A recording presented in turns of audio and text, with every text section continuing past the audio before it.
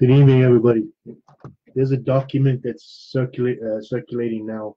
It was dated June 1993. It was circulated by the ANC, or the African National Congress, which is now the predominant party running South Africa. With the advent of the new policy of taking land without compensation from the whites, with this narrative that the whites stole the land from the blacks, can be easily resolved by taking this to the court in The Hague and having the historians prove either way. The ANC will find out that, and the majority of the blacks in South Africa will find out, and the whites, the true owner of that land.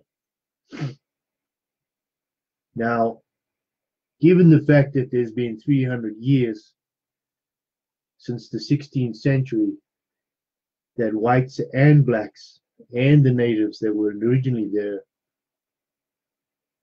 own that land, between many wars between themselves and the British and the Boers, or the farmers, and the Dutch, is a great history of war that's been going on for 300 years. Now, to go ahead and say that one group owns this land is ridiculous. The fact that these people bought the land from banks and have to pay a bill to pay it back, one has to understand that you cannot take land and expect the banks to carry the bill. The narrative is absolutely stupid, and no foreign government or any investment people would even consider investing in a country where the government's going to steal your land, steal your mining investments.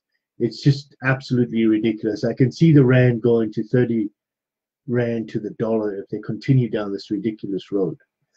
Besides that, let's start with the white minority government. Now, we found it quite pleasant that when Mandela came out of jail after 27 years, he wasn't bitter and twisted. He was a nice gentleman, and everybody gave him the Nobel Peace Prize for being the nicest guy. Well, I have a document in my hand. It proves that Mandela lied to the whole world. I have a document dated June 1993. It was circulated by the ANC main government, or main group, at the time, before the elections in 94, April of 94, I believe. And it circulated the successful story of our struggle for liberation. Number one, the armed and constant threat of violence forced the whites' spineless regime to negotiate for a so-called peace. Number two, psychological warfare through churches to create guilt complex with the whites was victorious over the Christians. Mass actions was successful in the method to rip the nation's economy to pieces to create panic of the rich settlers. Constant uproar in the black education is the fourth step to liberate through education, because the white regime simply cannot meet all our demands. Number five, all four tactical attacks leave the regime powerless, gradually giving into our demands. All these help to create a feeling of helplessness and despair, to lose confidence in their government. Be careful not to upset the farmers too much before we gain control over the SAP and the SADF, meaning the military. Constant pressure of violence and economical uncertainty forced the clerk to surrender power to the opposition without war, like in, it looks like, I can't read it, it's Namibia. Affirmative action strategy after April 27, 1994. The greatest fear of white settlers is to lose his job, his farm, his house, and all his luxuries. This will enable the new democratic government to tax them to the ultimate, while our comrades in the MK and APLA continue with their part of the struggle. Surplus land will be redistributed among our people. All positions in public services will be replaced by comrades. Security forces will be reconstructed with our comrades to protect our people. Whites were protected for 350 years. Let them experience the same second-class citizens. No ammunition will be available to white settlers. Health institutions will be Africanized, and whites will pay according to their income and enable them to contribute to the Liberation Brothers. Some white schools will be allowed because the settlers will pay their last cent for their white education, and this will provide more money for our people. Pension funds and insurance companies will collect billions over the years, will be ours to distribute for our education comrades in the years to come. Viva Kilda Boer. This was in 1993, before the elections. This proves that Mandela lied to the entire world, became the president of South Africa, and was given the Nobel Peace Prize. What people don't know is that when Mandela died, he was on ice for 6 months while they were trying to sell his body to TV companies to get TV ratings to make more money. In the last 2 years, it has escalated to the point where they're now killing farmers at least 4 or 5 a week, leaving these farms unattended and people in fear. They're overtaxing the white population. They won't allow white kids to get a job because of affirmative action. Well, they are the minority. That'll make sense, right? And as far as I'm concerned, Theresa May has blood on her hands now. The entire world, except for Trump, has stood up to these people. The reason they've escalated this, and that's my theory, is that the Guptas got caught with their hand in the cookie jar going too fast. So they got caught. So this document suddenly got released. Now they're escalating the problem because they realize the Chinese have come there, and the Chinese want minerals. Who owns the minerals? Whites. Who owns most of the banking, most of the infrastructure, and most of the mining is Anglo-American and De Beers and these guys, right? These are huge companies, international companies, and they're white companies. They're controlled by old white money out of Europe. Colonialists. Well, now the communists are there, and they want your land, and they want your farms, and they want your minerals. So what have they done? The ANC knows that they're losing power. They've got their little boy Malema running around screaming, hallelujah, whatever. He was always their guy. Just don't believe any of that other nonsense. He was the guy that was going to stir the pot and say, we didn't do nothing. It was Malema. He's always been ANC. The EFF is just a joke. It's just a front company for the ANC so they can blame it on him. And he's just the patsy. The fool's going to get shot by one of them or put in jail or something. And he'll go down in history as a terrorist. And he's an idiot because he doesn't realize what's coming his way.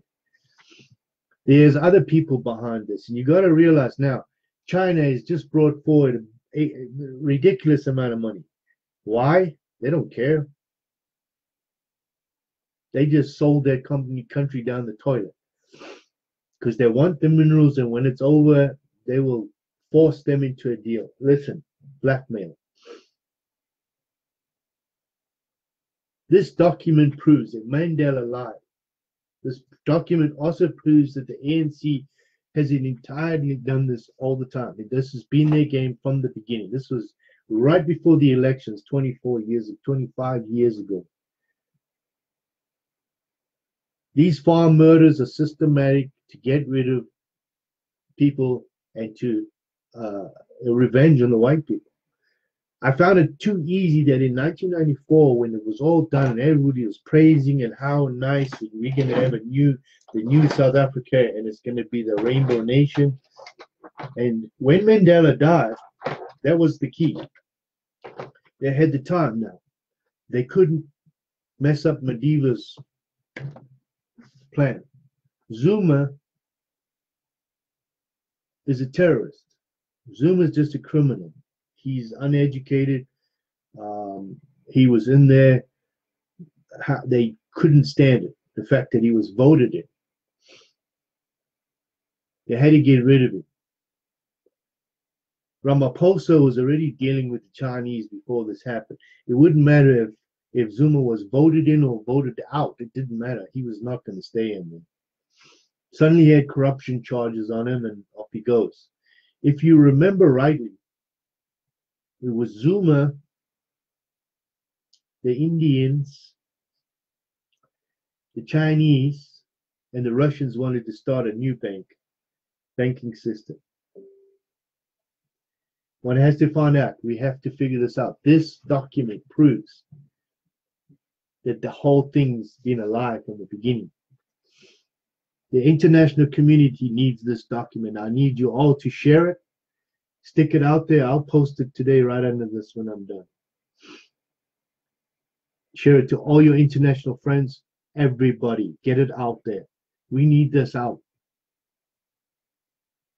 I'm one guy. I've started a petition. I'm sad. I got 2,000 signatures and I need 1 million signatures. There's a million of you out there. With that million signatures, I could go to The Hague and shove this up their nose. Bring these guys to court for crimes against humanity. This is not only about white people. They're killing minors too, black guys, who don't want to listen to their nonsense. So they shoot them to bring them in line. Does that remind you of other people? To all the Afrikaans people, I understand you're freaking out. I understand that you're worried about your culture, but you got to realize what they're doing. They're dividing you up. You've got splinter groups everywhere. There must be 30, 40 different groups of Afrikaans people all saying, I'm the boss, I'm the boss. No, none of you are. Because why? They beat you already. It's just like the Red Indians and back in the day when the people came to America, they shattered them. Why? They all hated each other, so nobody joined forces. And guess what? That's how they beat them. They're doing the same to you now.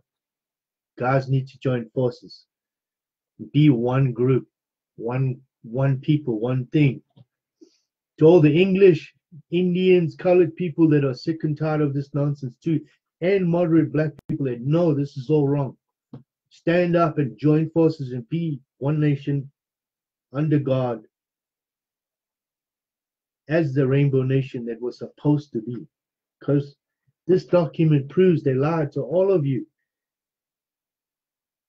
They want you uneducated. You can read it in there. Don't let them just have them boycott schools. They're even doing it now. Don't write your exams. Why? They want you uneducated. They want to control you. I'm going to post this document at the end of this thing. Please share it to everybody you can, because this proves the lie that's been going on for 24 years. And right now, that economy is going to collapse. Not only is that economy going to collapse, there's going to be a bloodbath of not only white people, but black people, everybody. Nobody wins in this nonsense. Then the international community is all going to jump in and say, oh, look what we did. We stopped all this. And in the end, you're going to pay them because you're going to owe them money for stepping in and trying to help. And we lent you money and now you owe us. And guess what? In the end, you're all sitting there with nothing in your hands but your underpants. And your country's raped, just like the Chinese are doing right now. You want help? Get the Chinese out. Ask the Americans to step in and build military bases in the Cape to control the shipping lines. You need help. That's where your help's going to come from. It ain't coming from these other people.